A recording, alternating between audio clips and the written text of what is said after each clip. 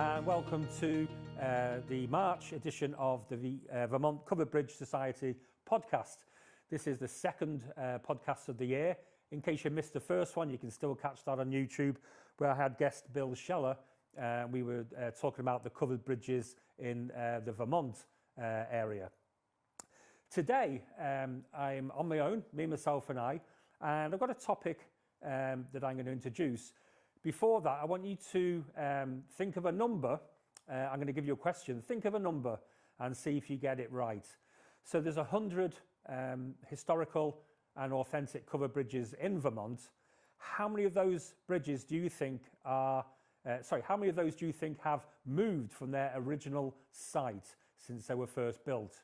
Well, the answer is 11. So just over 10% of the 100 bridges have upsticked and moved at some point. And I'm going to go through each one with you and explain why they were moved. So the first one, I'm going to sort of start south and move my way upwards and across, and we'll finish north, was the Depot Bridge. And this was in West Townsend. Now, originally it was Mill Street, because a lot of mills, you had to go to the bridge under it, and then there were a lot of mills that were based on the West River. Then became Depot Road because they built the train line down there that went from Brattleboro to South Londonderry. Now, why they built the train line down there, I don't know, because it was in the middle of one of the state's worst floodplains. And that was one of the many reasons why the railway line failed. But as a result, the town of Townsend decided they were going to build a dam, and everything upstream from the dam was going to become part of the floodplain. So the bridge had to go.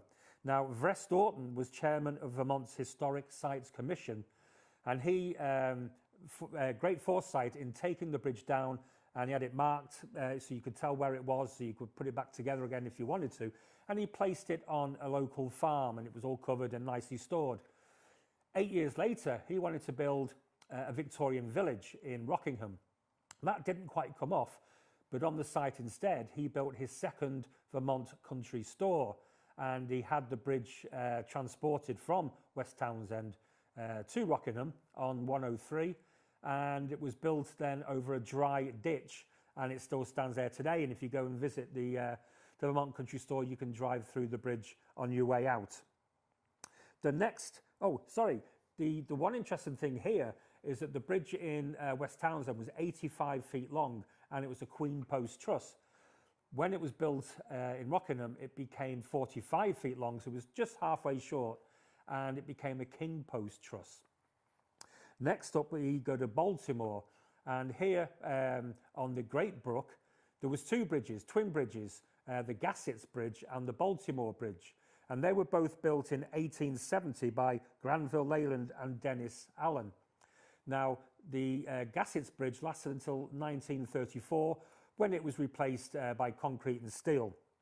The Baltimore Bridge managed to last till about 1969, and then it became closed for traffic and it was taken down.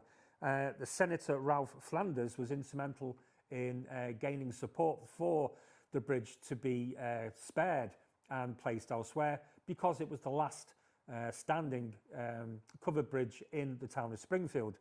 And it was moved just as you come into Springfield off the highway, and it was moved right next to the Eureka Schoolhouse. It was a nice little historical area there, and the bridge still stands today. You can't drive through it, but you can certainly walk through it.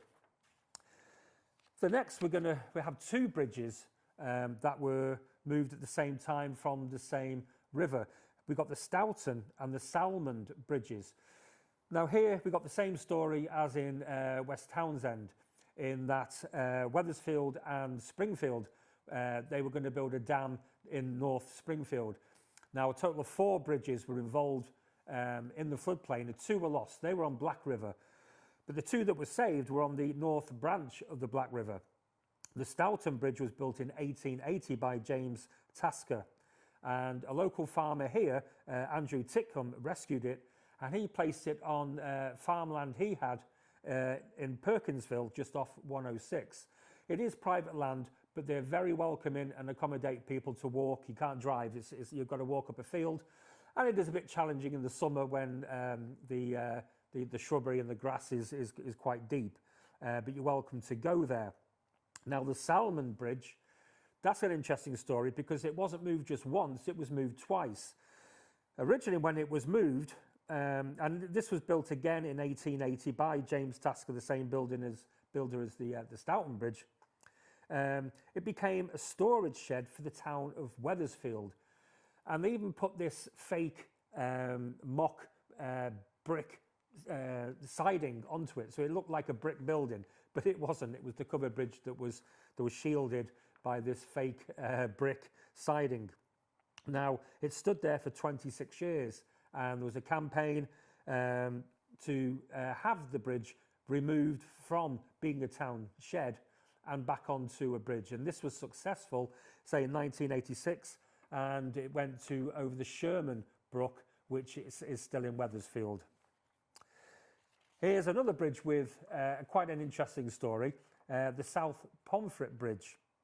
And this is just north of Woodstock. Now, this started out as the Garfield Village Bridge up in Hyde Park, which is in Lamoille County, and it went over the Green River. It was built in 1870, though the builder is unknown, and it was 72 feet long. Now, this became abandoned because the town, they built a culvert over where the bridge went, and then they bypassed the bridge. So the bridge was actually abandoned, and it was just left there next to the road and just standing there. And in 1973, the bridge was sold to ASA Properties, and they were building two property development areas in the West Windsor and the Pomfret area. And what they did was they actually made two bridges out of the Garfield Bridge. So the first bridge was the Twig Smith Bridge, named after the owner of the ASA Properties. And this was 36 feet and it went over Mill Brook. However, this was destroyed by strong winds in 2002.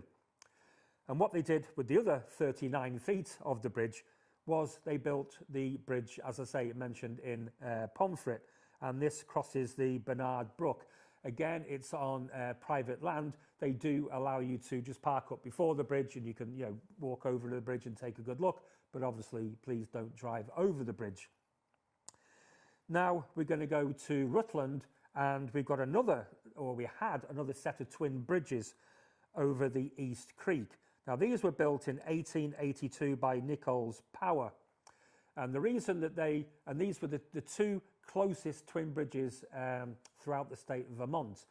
The reason they were built so close is that originally only one was built, and there was a big storm and the East Creek shifted about 30 to 40 feet over to one side, and that side no longer had the river going under it. So they just had to build another bridge to go over what was now the path of the East Creek.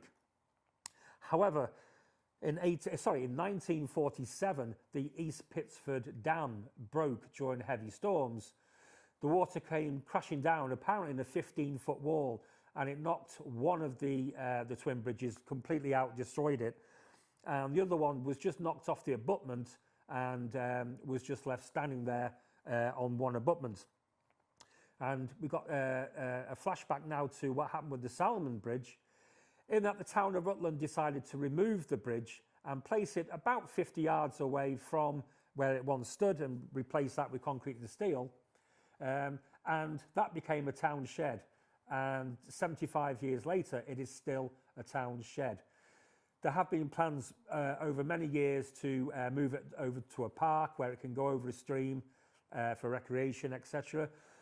But of course, who's going to pay for it? And that's the stumbling block, and that is why 75 years later, it is still stood there next to the creek as a town shed, but it is still classed as one of the 100 historical and authentic covered bridges. The Sanborn Bridge, which is a sorry state at the moment, which I'll come on to. Now, this was built in 1867 in the town of Linden. The builder is unknown. And it originally crossed the Passumpsic River on Benjamin Sanborn's farm. In 1960, It needed to, the bridge it was on needed to be bigger and expanded. And it was moved to a development where there was a motel not too far away and still along the Passumpsic River. Now, this was interesting because they didn't take it down like all the other bridges were taken down and rebuilt. They actually jacked it up and they moved it by a trailer, by a truck, carrying it through the streets and onto the site, where it remained until 2024. And due to storms and the abutments and wear and tear, the bridge was taken down, and it now rests right next to the river, and it's awaiting funding, as I mentioned with the Twin Bridge, funding to have it back up exactly where it has been for 70 years. So we're hoping to get a good news on that over the next coming months, and the bridge can start to be built and placed back where it was. The Spade Bridge, and this is in North Ferrisburgh. Now, this was known as Old Hollow or Miller's Bridge because the builder was Justin Miller, and it was built in 1850. 108 years later, they planned to build a new concrete and steel bridge, and a local farmer, Sam Spade, asked if he could have it and place it over a storm ditch leading to a pond on his farm. Again, this, like the Saborn Bridge, was transported through the town via a truck, which was a great sight to see on photographs.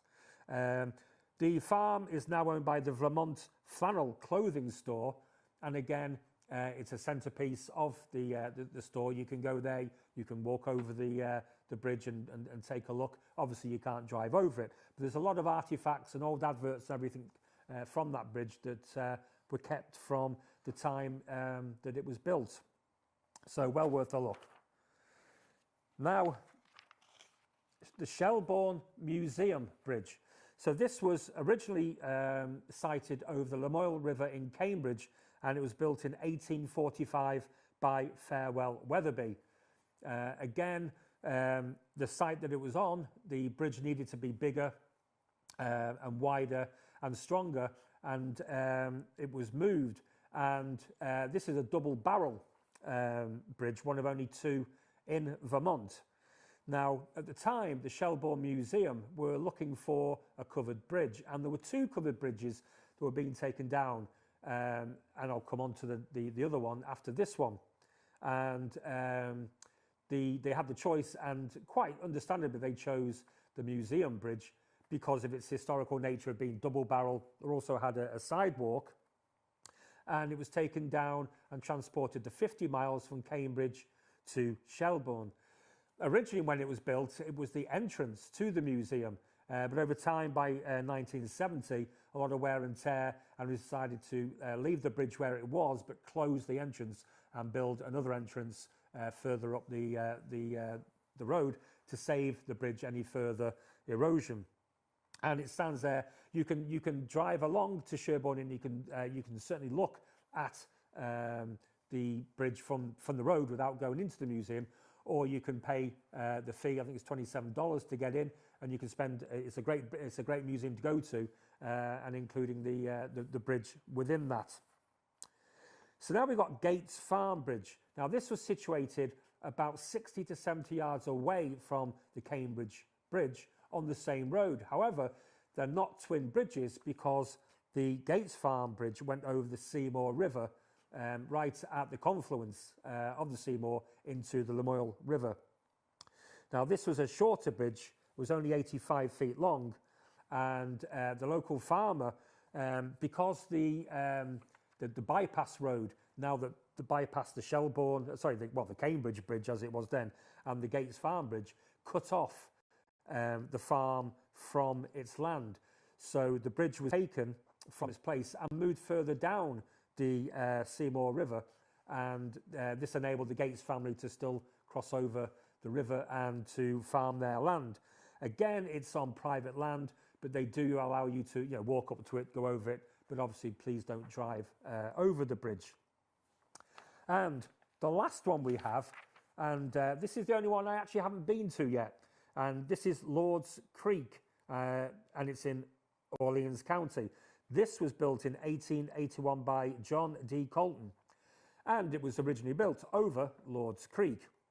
Again, in 1958, a storm washed away one abutment, and the town decided to build a new replacement bridge. The bridge was given to Joseph LeBond, a farmer whose land crossed the Black River in Irisburg, I hope I got that right. Again, it's a private bridge, but you are able to go and cross the bridge and have a good look at it. But again, please don't drive over it. And I wouldn't drive over it because it's not in a very good state at the moment. If you do go there are no sidings to the bridge, so the truss is bare. And whilst that actually looks quite good, it's not very good for the truss, because obviously the whole reason for having covered bridges is to protect the truss. So there we are. So that's the 11 bridges that have moved. I say one of them has moved twice. So if you imagine if there was no foresight into all these landowners and business people who thought, yeah, I want this and I want it somewhere else, we'd be left with 89 covered bridges in Vermont. So well done to all those philanthropists and business people and farmers, museum owners that had the foresight to take these bridges and in many cases upgrade them and keep them going, and allowing members of the public to access them and still keep that number of historical and monumental bridges in Vermont at 100. So just a little bit of information before we go. Dates for your diary. Please, we've got the Covered Bridge Society spring meeting, and that's going to be in Lunenburg on the 6th of June, Saturday 6th of June at 10 o'clock. I'm looking forward to going there because they've got a covered bridge that goes over the Connecticut River, one of the two bridges, the one in the middle, and I haven't been there yet, so I'll be filming there that day. And then our second covered bridge week, the Vermont Covered Bridge Week, is Saturday the 1st of August to the 8th of August. There'll be lots of activities going on throughout covered bridges, and I'll be bringing you the full details on the next podcast, which will be in May.